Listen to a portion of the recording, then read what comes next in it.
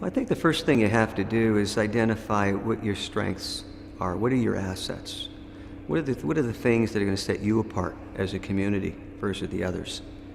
The technology itself really is a tool that you can use to accentuate or leverage those assets.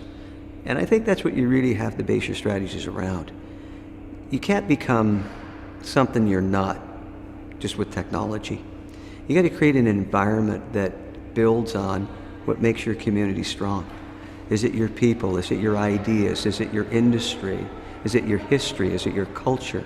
There's a whole lot of things that make up your community.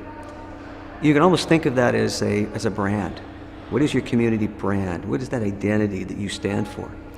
The technology, if it's stitched together in the context of what those strengths are, can really be a strategic advantage for you if it played out right.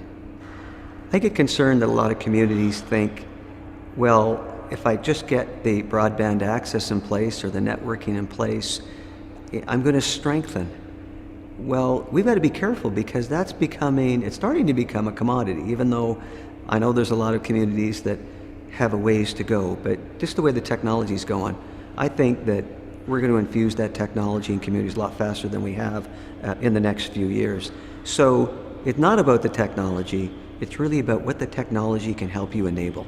So if you're going to compete globally, you want to ensure, is your tax regime the most competitive? Is the skill set and the skill base that you have in terms of talent competitive?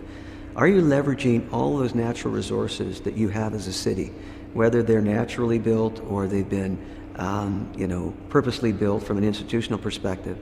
But it's really about figuring out what your assets are, figuring out what some of your challenges are, overcoming them, and then using technology, wrapper around that.